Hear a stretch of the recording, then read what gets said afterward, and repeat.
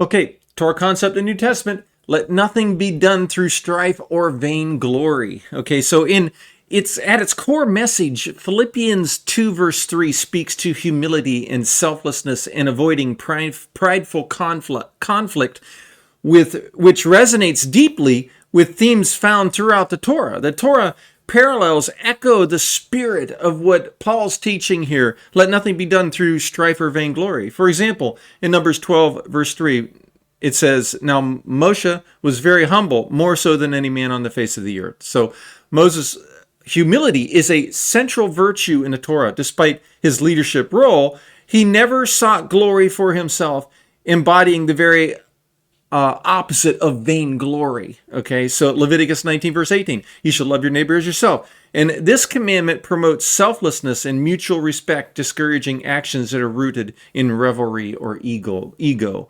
In Genesis 13 verses 8 through 9, when Abraham and Lot's herdsmen quarreled, Abraham said, let there be no strife between you and me, for we are brethren. Okay, so Abraham's initiative to avoid conflict, even offering Lot the first choice of the land, reflects a spirit of peace over pride.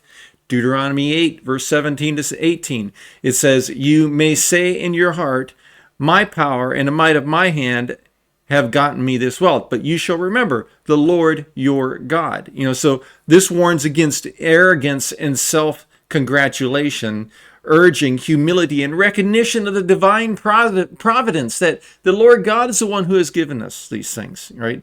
And so the difficulty is found in the Torah not using the same phrasing that Paul does in Philippians. However, the ethical foundation, valuing others, avoiding selfish ambition, and walking humbly is deeply rooted, is deeply embedded in the teachings of the Torah. Now, so this is how the New Testament and Paul taught Torah.